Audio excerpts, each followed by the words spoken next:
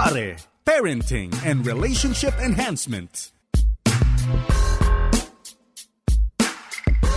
Blessed weekend po mga kapatid. Ito po si Paring Jebo Banzuelo at kayo po ay nakikinig sa programang Pare or Parenting and Relationship Enhancement. At tayo po ay nagagalak dahil kasama nating patuloy ang mga pare natin, si Paring Allison. Paring Allison, blessed weekend sa iyo. Isang mapagpalang araw po din sa bawat isa sa atin. Nawa po ay samahan niyo po kami sa amin pong paglilingkod sa inyo dito sa programa natin.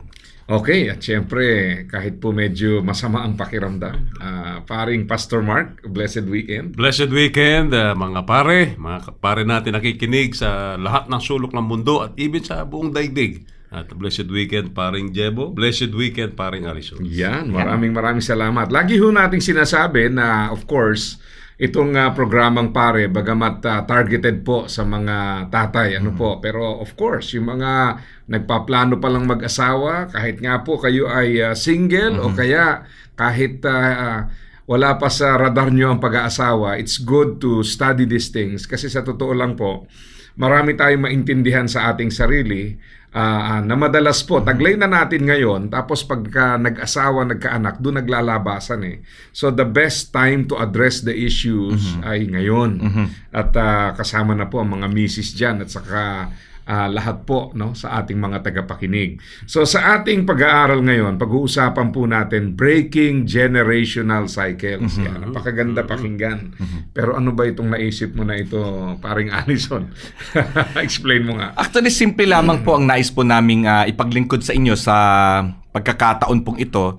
Basically, ang sinasabi lamang po dito, meron po tayo mga habits, may mga paniniwala po tayo, may mga nakagawian po tayo bilang isang individual at bilang isang pamilya na kapag ito daw po ay hindi po na-address ay para pang nagiging salinlahi, no?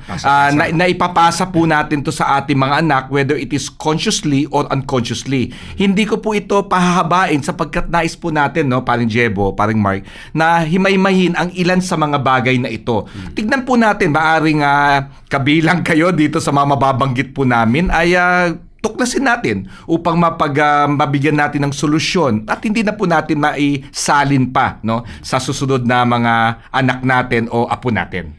Oo, tama yan. Marami nga sa mga issues sa family, yung mga bagay na sana ay tapos na o kaya hindi natin na-evaluate, in-adapt natin, tapos parang nag-complicate sa buhay natin, tapos ipapasa pa natin. No? Kaya paminsan, dito natin makikita yung importansya na meron tayong sariling family values.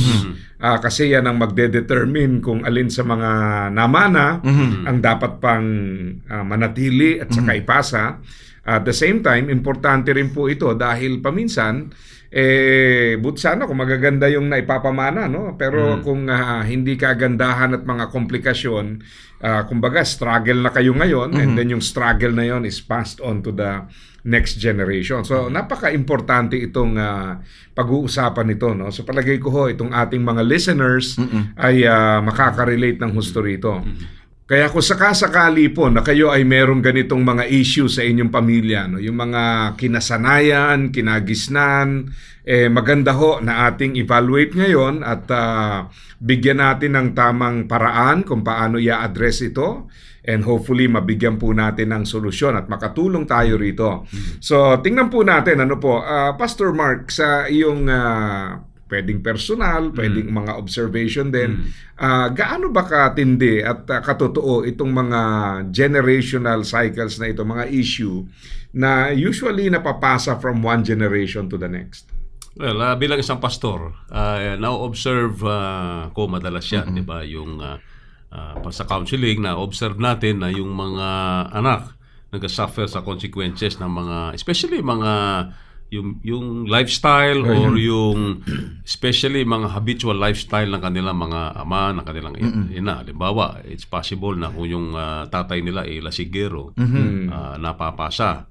Diba? Kung, let's by say, modeling, no? By modeling. Yes, oo. So by experience, nangyayari yan, na-observe ko Sa totoo lang, meron din na pag-aaral dyan. Actually, na-learn ko recently kasi nag-attend ako ng cognitive behavioral therapy class. Doon sa CBT class na yun, in one topic they discussed that they have discovered that yung mga trauma pala can be passed on through the genes. So, in fact, this was a biblical cognitive behavioral therapy, and that's why sabi nung natuturo, and that's why it makes sense, diba, that the Lord said that yung sins of the father can be passed on from even to the fourth generation. So, yung mga ganun na bagay na-observe natin, as we counsel people, as we observe yung mga kasalanan ng mga tao, yung struggle nila sa buhay. At the same time, this is also verified by science. This is verified sa pag-aaral. So talagang importante malaman po natin itong mga bagay na ito na maaring meron tayong tendency na mag-behave in a certain way. Importante kasi yung tinatawag natin sa The Word is the Father, na meron tayong lesson doon. We need to filter the past. Ibig sabihin nun yung past po natin, tingnan po natin, especially yung the way we grow up bilang isang nung bata po tayo. And we look, if there are good things na pinasa natin ng ating mga magulang, makaugalian, then of course, di ba, we continue dati. Dahil maganda siya. Pero at the same time, pag alam po natin na mali siya, kahit na gaano kamahal natin yung ating mga magulang, kung alam natin, ayon sa salita ng Diyos, di ba, ayon sa tama o mali, kung mali siya, we need to say no to it. And we need to consciously address yung mga issue na yun. Yun. Ang isa pa siguro dyan, kasi nga pag kinagisnan mo yung environment na gano'n, nano-normalize no? Yes. So, naalala ko yun, yung binanggit ni Dr. Caroline Leaf, no? Na sabi nga niya, yung bad choices natin becomes the predisposition of the next generation.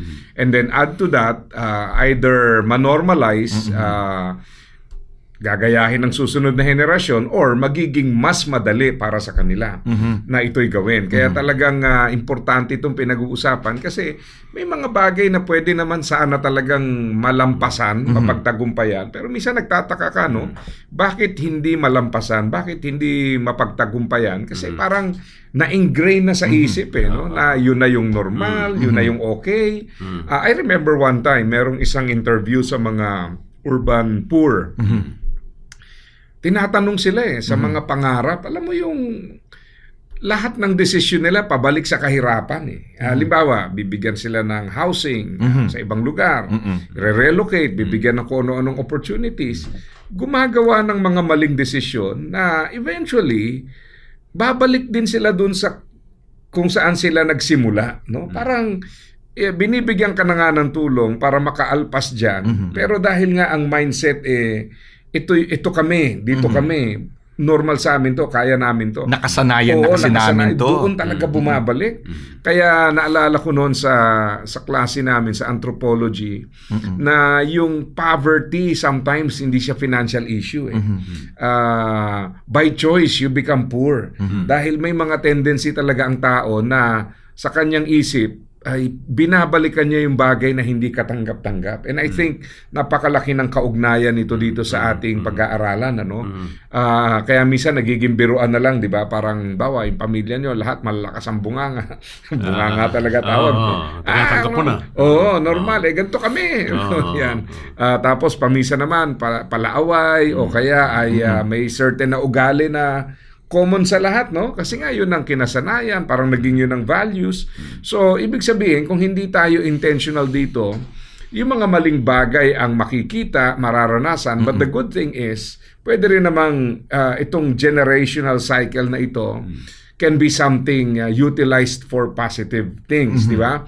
Gamitin natin para yung tama, yun naman ang umikot dun sa generational cycle na yun. Correct. So, kailangan lang natin maging intentional. So, tingnan natin ngayon. Umpisahan natin yung cycles of poverty and financial mismanagement. No? Nabanggit ko kanina na paminsan dahil yun ang kinagisnan, parang nagkakaroon ng certain level of satisfaction na ito na yung buhay, ito na yung gusto namin, okay na kami dito. But at the same time, maganda nga yung pinagtambal na ito kasi yung financial mismanagement, minsan sa values din eh.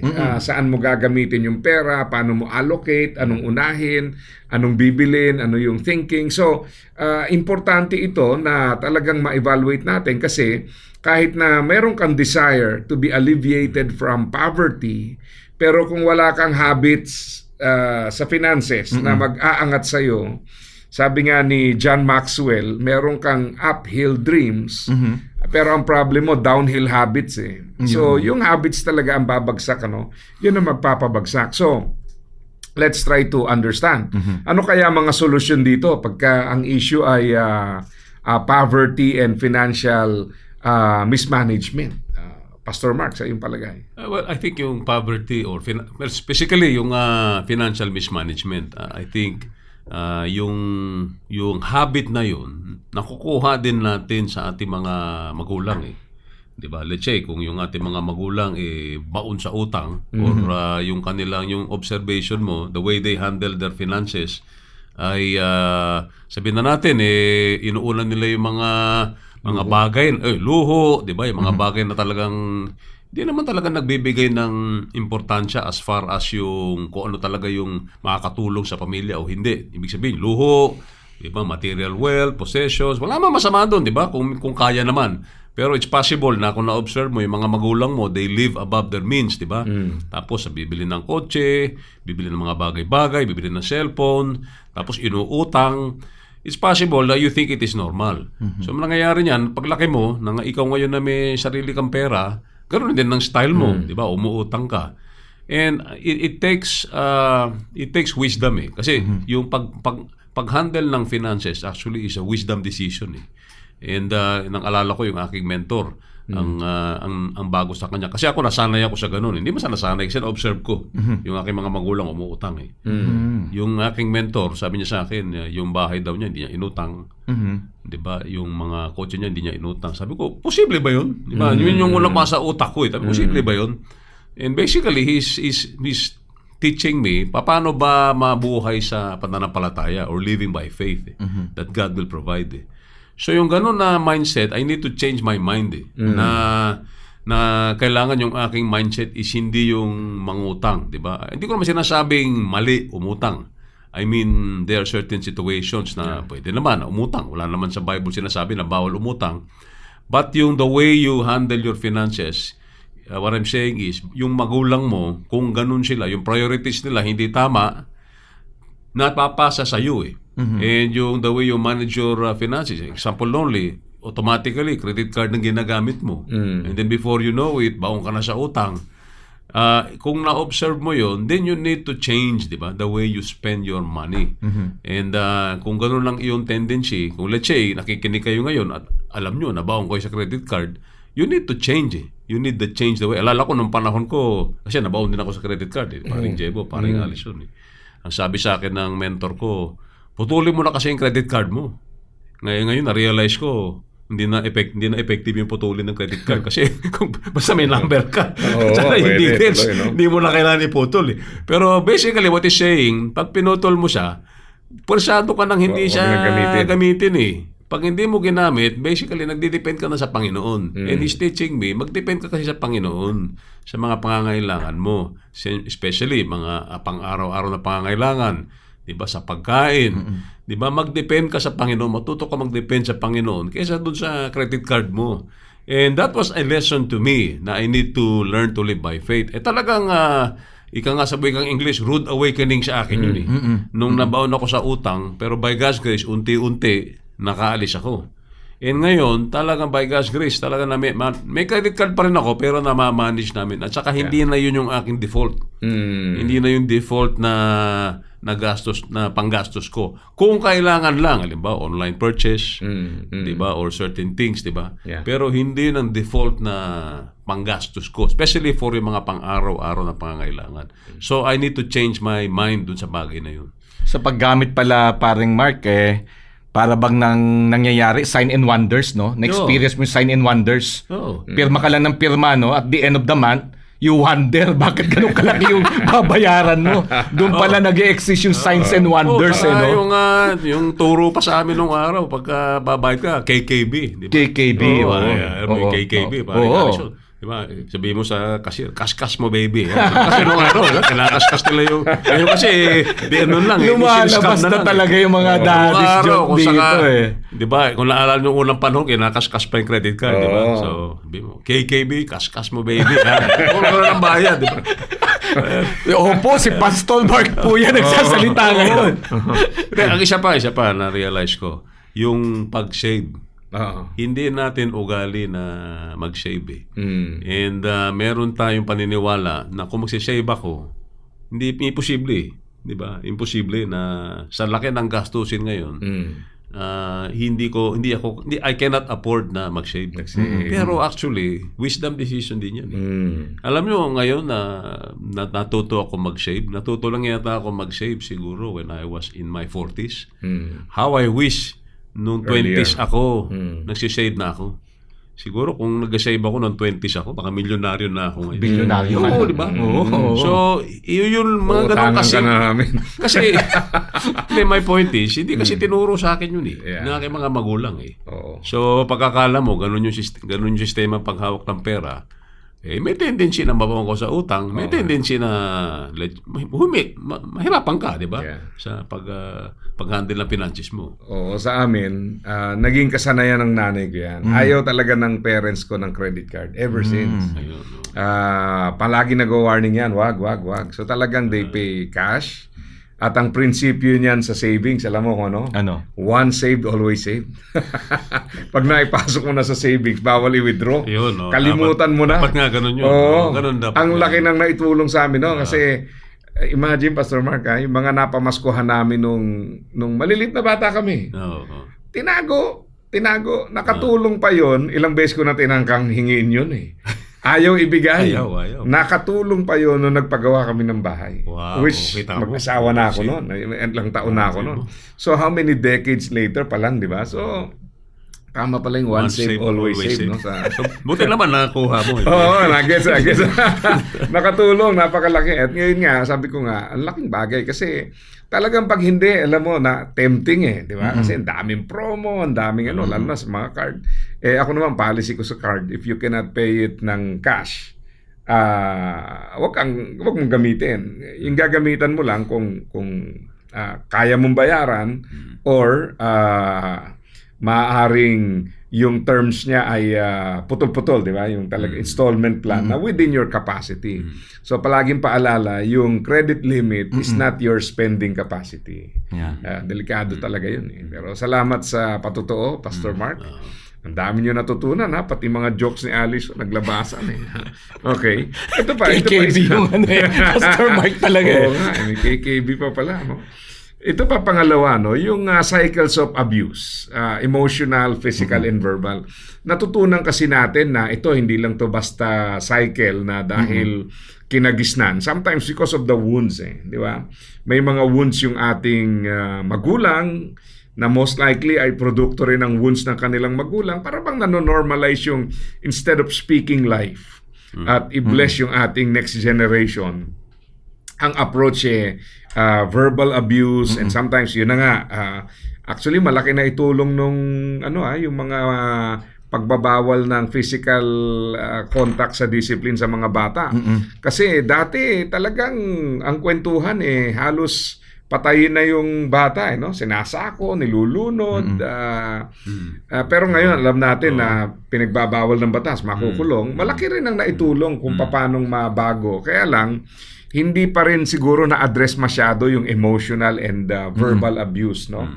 So, paano natin titingnan to, paring Alison, no? Ano bang pag sinabi nating ganitong klaseng mga abuses, anong mga uri yung typical nating namamasdan sa mga pamilya, and then, how can we change this?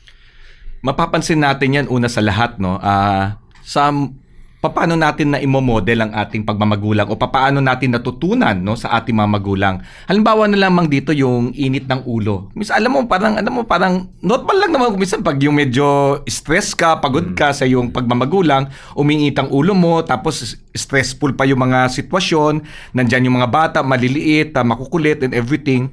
Ngunit kapag hindi pala tayo careful pala dito, ay yung pagtaas ng boses, yung pagsisigaw, kung minsan alam mo, mahalata mo sa mga bata kung paano sila sumagot, no? Sa'yo ay medyo mataas din ang boses nila, lalo na if they're stressing a point. Kaya kailangan careful po tayo dito sa mga bagay na ito Na dito siguro papasok yung tinuturo doon sa providing emotional security, no? Isa sa mga 4 na responsibilidad ng isang ama na tinuturo sa The World Needs a Father ay yung tinatawag nating emotional quotient. Yes. Paano ba natin kilala ang sarili natin at paano natin hinahandle ang ating sarili mga emosyon. Kasi kung tayo mismo, mamagulang, hindi po natin alam paano natin i-manage ang ating sarili, mas mahirap yata i-manage ang emosyon ng iba. Di ba? Kaya kailangan natin muna matutunan paano natin i-manage ang ating emosyon. Halimbawa sa mga sitwasyon na talaga namang aminado tayo, stressful talaga, kailangan po natin ito matutunan yung management ng ating po mga emosyon. Kung hindi, makikita na lamang po natin ang ating sarili sa ating po mga anak, which pag dumating po yung puntong yung parang ayaw po natin makita yun Yun ang iniiwasan natin. Napaka-common itong makita sa iba't ibang mga pamilya. At minsan nakakatawa nga pagka yung halimbawa yung bata muntik na maaksidente. Praise God, di na aksidente, no? Pero nabugbog nung nanay kasi muntik na maaksidente. Yeah, di ba? So minsan doon naglalabasan. And then we add yung cycles of addiction. Yan, mahirap din to. Kasi merong level ng addiction na dependence na di ba? Ibig sabihin yung system mo ay dependent na doon. So yan, may mga intervention talaga, medical intervention yan. Pero again, pag tiningnan natin, marami sa mga ito ay sabi nga, pag hindi mo nilampasan, you will pass it on. I remember one time sa isang training, merong ako nakausap. Sabi niya, mabuti pa nga kayo kasi hindi kayo lumaki sa ganitong sitwasyon. Na para bang sinasabi niya, yung sinasabi niyong mga tinuturo niyo, wala na yan sa akin, sabi niya. Kasi, kumbaga, kayo may advantage kayo, hindi niyo pinagdaanan to Pero kami, nandito kami sa sitwasyon So, kumbaga, parang gina-justify niya na hindi ko na maaalis to. Binalik ko lang sa kanya, sabi ko sa kanya, ibig mo sabihin, papamano mo pa yan sa anak mo. Kasi yung struggle na hindi mo pinagtagumpayan is passed on. So, maganda rin kasing maisip na baka ikaw tanggap mo. Minsan kasi tanggap na ng tao, ganito na talaga ako. Yan. Ang problema, hindi niya alam na yung tanggap niya, baka naman hindi tanggap ng anak niya. Kaya lang, ipapasa niya ron. Di ba? You're passing on a struggle. So, kaya po for the benefit of the next generation, kailangan din nating ilaban to kasi to make it easier for them. Para hindi na tayo magpasa ng struggle. Kasi ang goal natin sa next generation is to pass on advantages. Di ba? Yung magkaroon sila ng mga advantage. So, kaya gusto ko yung term na advantage kasi ibig sabihin, halimbawa may finances kang pinasa, hindi para sa luho yan. It's to give you an advantage. Or maybe, hindi finances yung pinasa mo, struggle na napagtagumpayan mo, so it gives them an advantage. Yeah. So, ang bottom line, ang klarong mindset, hindi ito iniiwan sa inyo para gumulo buhay nyo. Iniiwan to give you an advantage nga. So, yun ang purpose. Kaya, napakahalaga na yun ang maging mindset. Pero yun nga, may mga pagkakataon kasi para bang ang pinaglalaban tanggap ko na to, tanggapin nyo na lang din na ganito, pero hindi kasi nga hindi mabe-break yung cycle. And siguro ang isang hamon po dyan is try to check. Baka yung inyong problema is something na namanan nyo pa, di ba? So, ibig sabihin, kung namanan nyo pa yan, at sa inyo nga, parang tanggap nyo na, most likely, yung ganyang thinking, galing din doon sa nauna sa inyo, kaya namanan nyo pa. Naalala nyo yung nag-attend tayo sa South Africa, yung Lasenga na babae na, yung testimony, meron siyang tattoo na gatekeeper, di ba? Yeah. Ang ganda nung storya nun kasi I think single pa siya no nung time na yon. At nirelay po sa amin ang story ng isang babae na talagang merong addiction sa alcohol at yung level of addiction ay talagang kailangan ng medical intervention dahil yung dugo niya talagang may alcohol na. Kumbaga hindi ito basta kikwit mo lang pwedeng maapektuhan yung function ng katawan niya pag nag-quit siya. So, kailangan merong way para i-flush it out the right way. So, anyway, shinare nga na tinanong, ang realization ng tinanong, kailan ka pa nagsimulang uminom? Ang traceback niya, hindi yung kung kailan siya mismo nagsimulang uminom. Ang binanggit niya, kailan ko pa na-realize, kailan pa umiinom ang aming salinlahi. Tama. So sabi niya, as far as I can remember, as long as I can remember, lahat ng ninuno, ganon.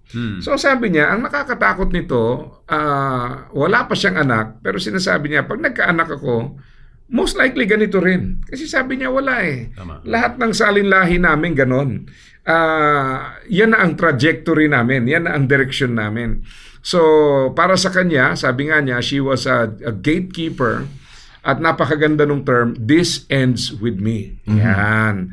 Yun yung gusto nating makita, no? This ends with me.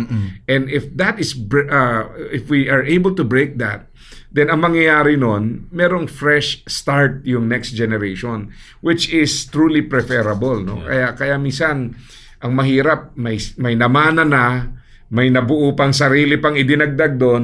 So habang pinapasa from one generation to the next, parami ng parami, di ba? Pabigat ng pabigat, pa-complicate ng pa-complicate. Kasi usually itong mga negative cycles na to, ano to nag-iimbita to ng iba pang problema di ba? Yung financial, problemado ka sa finances. Minsan mag-iimbita yan ng mga maling pamumuhay. Kasi nga, matututo ka ng gumawa ng mga illegal, pumasok sa mga transaksyong hindi tama. So, mag-snowball effect and then later on, dahil na-depress ka na, baka mag-result ka na sa mga substance abuses, no, stressful life. So, ang daming pwedeng, kumbaga, it's an open invitation to toxic things in your life. Parang bigyan kita ng example, di ba, parin Jebo, yung binanggit mo.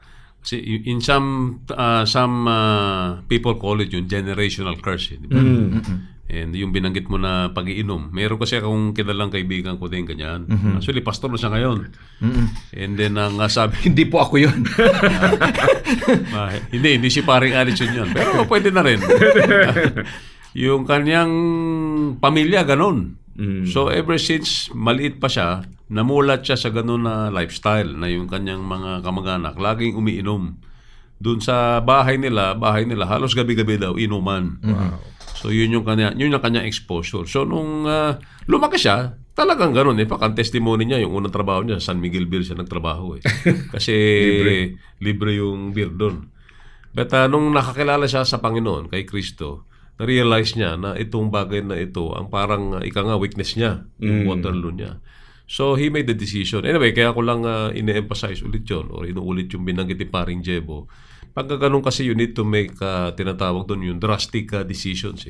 So, siya, ang ginawa niya, bukod sa hindi na siya talagang iinom. Kasi, kung yun ang background ninyo, kailangan ikaw mismo mag-decide na hindi mo na gagawin yun. Ang ibig ko sabihin kasi, hindi naman talaga kasalanan uminom, di ba? Technically, di ba? Kanyari, uminom ka ng let's say, isang bote. Hindi naman talaga siya kasalanan technically. Pero kung yun yung iyong weakness o yun yung nakasanayan mo at na-realize mo, ito yung nagdudulot ng kapahamakan sa'yo, nalalasing ka, huwag ka nang uminom. Diba? Itigil mo na yun. Kasi once uminom ka, kahit na isang bote lang, tuloy-tuloy na yun. So siya, ang decision niya, huwag na uminom. Pangalawa, nag-decide siya sa kanyang tahanan, bawal uminom. So, ang sabi niya sa kanyang mga kamag-anak, kung iinom kayo, huwag dito sa bahay. Kasi yun ang kanyang nakasanayan Yung bahay nila noon, lugar ng inuman. So, sabi niya, sa kanyang mga anak, of course, ang payo niya, huwag kayo uminom. Pero just in case, mag-decide kayong uminom, huwag dito sa bahay. Sa labas kayo. So, he made a conscious decision. In this house, walang inuman. So, yun lang ibig ko sabihin na kung to stop that curse, ikaw mismo, kailangan you make drastic decision na talagang absolutely wala. Kasi kung mag-insert ka lang ng konti, mag-compromise ka lang ng konti, doon babalik ka ulit dun sa curse na yun. So yun ang napaka-importanting bagay na yun. Alam mo, paring Mark, no, na-appreciate ko lang prior pa sa The World Needs a Father training natin, ay nakita ng mga anak ko at least sa family namin, confined sa family namin, walang bisyo hindi walang naninigarilyo, walang umiinom, at wala akong nakita sa mga anak ko na napunta doon sa direksyon na yon. Tama talaga yung sinasabi ng The World Needs a Father na, alam mo yung sa homepage, no, yung edad ng mga 10-11, mahalaga yun kasi doon natin tinuturo yung values no, na kung saan yung choosing of friends, choosing of the right values, 'di ba, yung how we decide in life. Paglaki nila hindi na natin makokontrol yun pero kung sa maaga pa lang na pagkakataon ay naturuan natin, ay tayo din magbebenepisyo bilang mga magulang Kaya napakaganda nito. Isa pa no, yung nag-ano kami noon yung 'di ba pag mamaliliit may maraming mga regalo-regalo yan Isa sa mga lagi po naming ina-advocate ay sana wala po magregalo ng mga baril-barilan. Yung mga tipong ganon. At least sa amin lang po 'yon. Kung kayo po ganon at okay naman, well and good. Pero at least sa amin po, yun po yung isa sa mga simpleng bagay lang na parang gusto po namin makita sa aming anak. Wala po kami, sa aming anak po na mga troublemaker. Yung alam mo yung mga nambubuli, o nag-instigate ng mga away sa labas. Wala pong ganun Kaya in retrospect, siguro maganda rin po yung bagay na iyon kapag naimodelo po natin at naituro po natin, tayo rin po magbebenepisyo bilang mga magulang. Yeah. Totoo yan. Kaya mapapansin natin talagang ang laban ay para sa susunod na angkan. Hindi lang sa kasalukuyan. Talaga naman Ito iba rin to. Cycles of silence and emotional suppression. Yan. Alam mo, usually hindi ito sinasama sa mga ganito Kasi para bang passive ito Passive Pero yung pagiging tahimik passive, nga lang ako paano naging problema yun? Wala akong ginagawa. Pero actually, ano rin yun no? Hindi rin okay. Hindi rin okay siya Actually, konektado siya sa binanggit ni paring Alison kanina, yung cycles of emotional, physical, verbal abuse.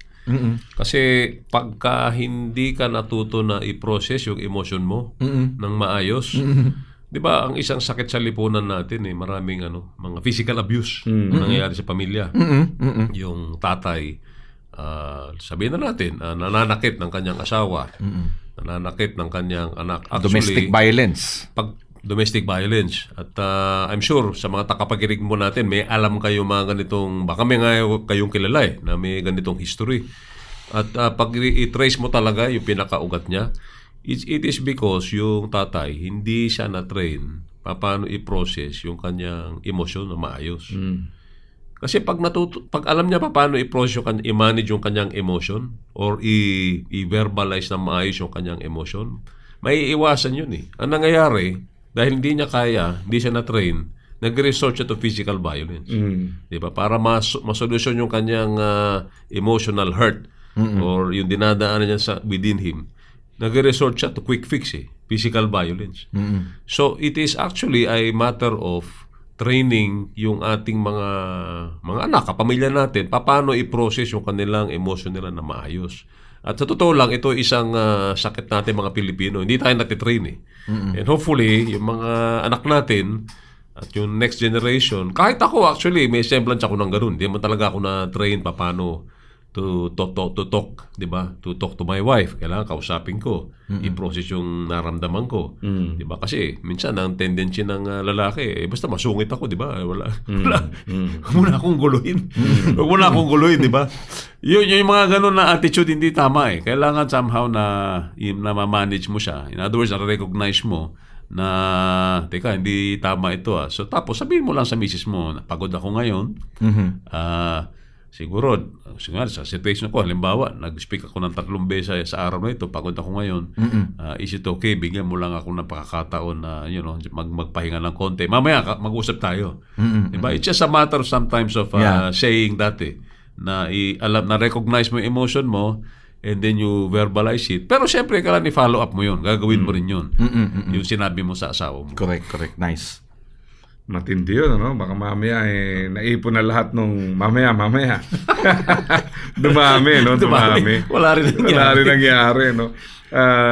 Naalala ko yung sinasabi nga nila na paminsan, itong hindi natin ma-process yung emotion. Ang laki din ng problema dinudulot nito. No. Kasi yung isa sa mga leading causes or leading problems sa mga marriage, yung unresolved conflict. Ito yung ugat nun eh. Oo. Yung pagiging passive natin, yung nananahimik na lang. Paminsan, yung mga kalalakihan hindi nasanay sa pag-process ng emotion kasi para bang pag inamin mo yung emotion mo, mahina ka. Yun ang ano eh. Yeah. Sign of weakness. Merong ano ng kultura yan eh, di ba? Parang pagka-konektado ka sa iyong emosyon, may problema sa pagiging lalaki mo. Yan ang ano. Kaya bawal umiyak, bawal mag-express ng emotion, dapat laging galit ang solusyon, violente, di ba? So, bandang huli, hindi nagiging productive. At yun nga, sabi nga natin, ano yan sabi nga dun sa ating training, no, most of the problems that we have in marriage are problems that we bring into the marriage. Yeah. So meaning, taglay mo na yan. Kaya lang, naglabasan yan nung kinasal ka na, nung nagkaanak ka na, doon naglalabasan kasi may bagong triggers eh. Yeah. Kaya, kumbaga, it's only a matter of time na maglabasan to.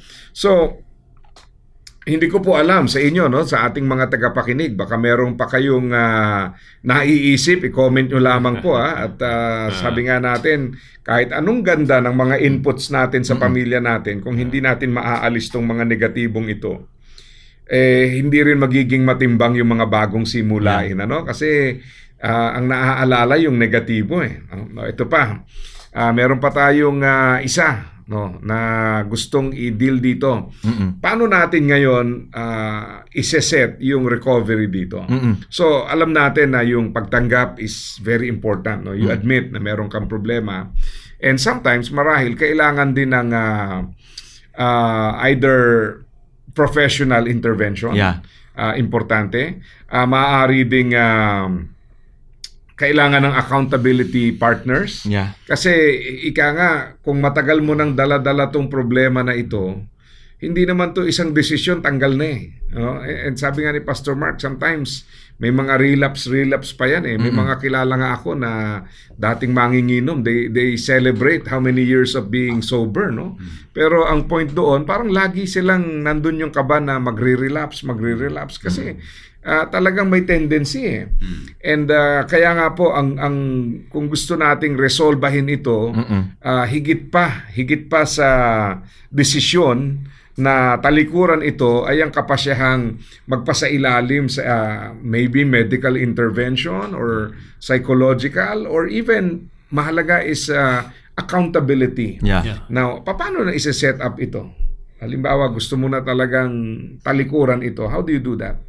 Siguro magandang tignan po natin kung talagang gusto natin talikuran to. Una sa lahat siguro nais kong banggitin din, no, paring Jebo, yung emotional suppression, pinagmumulan to ng sakit. Ibig sabihin, in the long run, apektado ang kalusugan mo din dito kapag hindi mo natutunang paano i-manage ito. Maraming bagay. Halimbawa na lamang, if you understand yung adverse effect nito sa atin when it comes to health issues na maaring pagmulan nga ng karamdaman, anong saysay ng kaalaman kung ito ay hindi natin ilalagay sa aksyon ng walang karampatang aksyon. Yun una siguro na kailangan meron din tayong in us yung para bang kakayahan natin na gusto nating baguhin, ayusin na mali pala ito nakagawian natin, di ba? There's hindi lamang yung realization kundi merong pag-akto, no? Pag-act doon sa bagay na iyon. Ikalawa siguro nabanggit mo na kanina yung accountability. Dito malimit, naririnig nyo kay paring Jebo yung kasamahan, no? Hindi kasamaan kasamahan.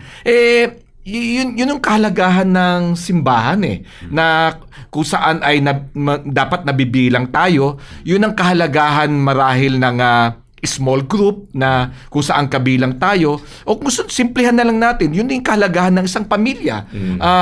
Small unit of society na kung saan ay if we can be transparent with one another, ay maaari nating maging accountability pala natin. Naalala ko nga, no, si Cassie Carstens, ang ating tagapanguna dito sa The World Needs a Father, minsan nagsabi, kung gusto mo talaga mabago ang sarili mo, magtanong ka sa asawa mo. No? Itanong mo sa asawa mo, parang, honey, love, meron bang nakikita ka na dapat mabago o baguhin sa buhay ko? Pag tinanong mo daw yan, mag-iingat ka.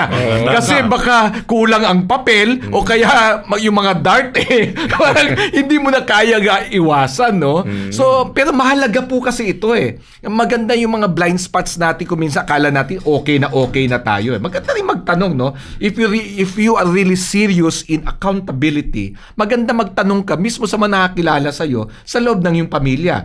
Nagawa ko to sa asawa ko, nagawa ko din sa aking mga anak na itama nyo ako. Ano ba mga behavior ko na sa tingin ninyo ay hindi nakakatulong sa inyo, no, sa aking pagpapalaki? At magugulat po kayo if you give this open this kind of atmosphere, yung openness.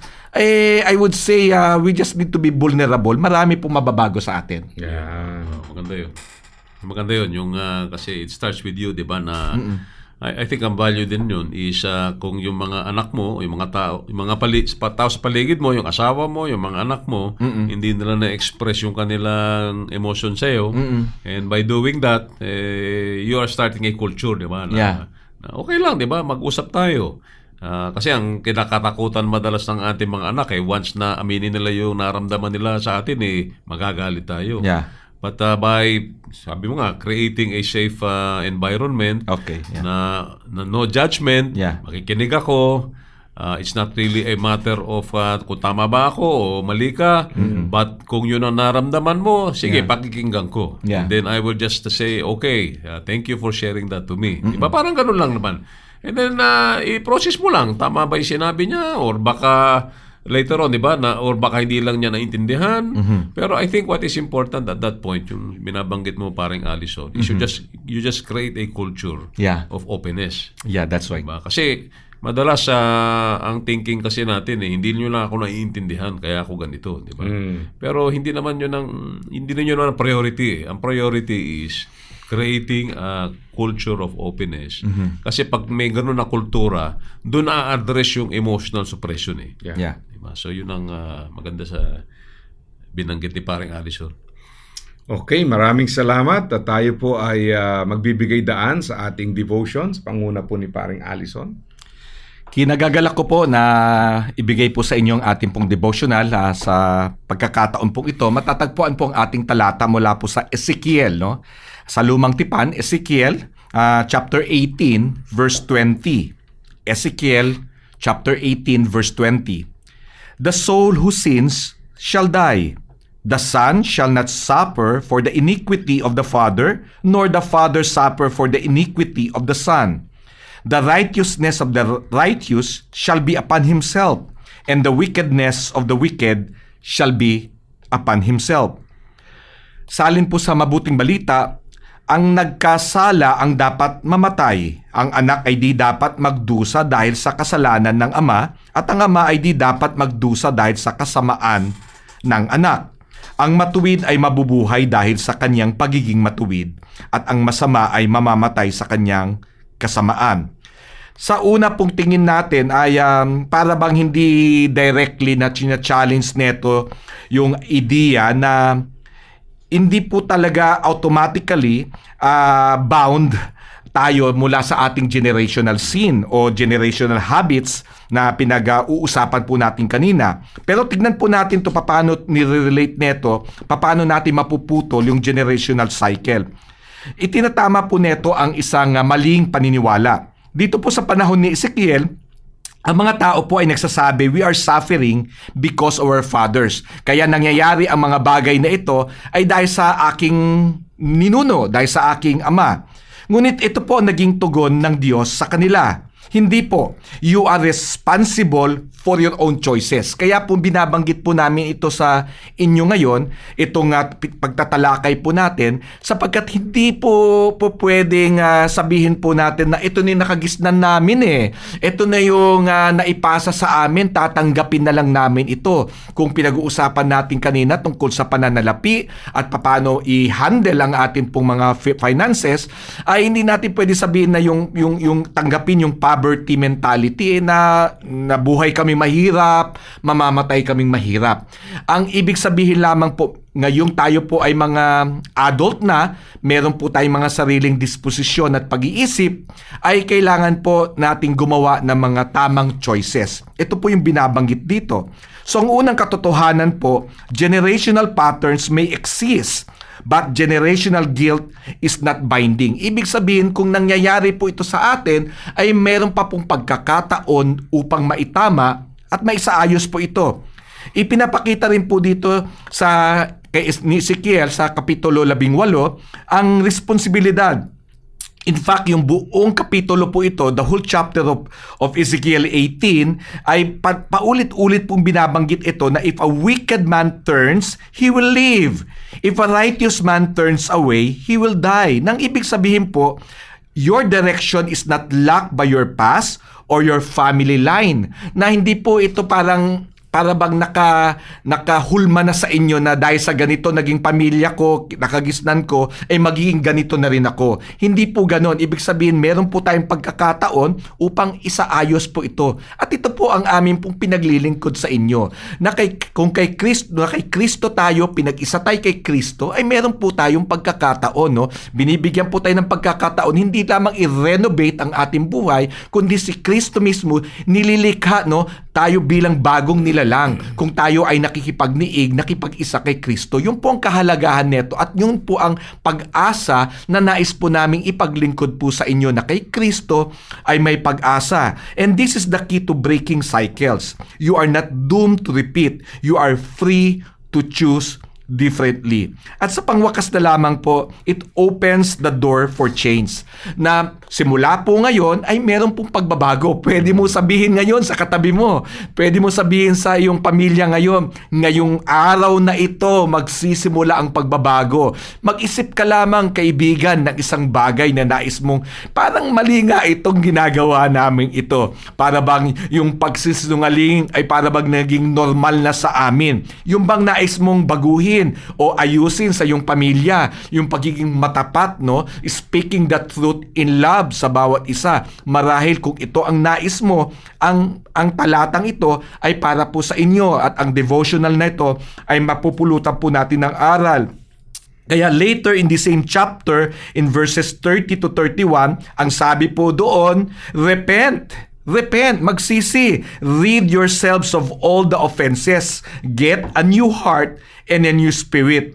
God is not just removing blame, He is inviting transformation. Tapos na po yung mga panahon na mga shifting of blames kasi ito yung nakalakihan namin, ito yung pagpapalaki sa akin, ito yung naging sakit na naidulot sa akin. Ngayon po ang panahon ng pagbabago.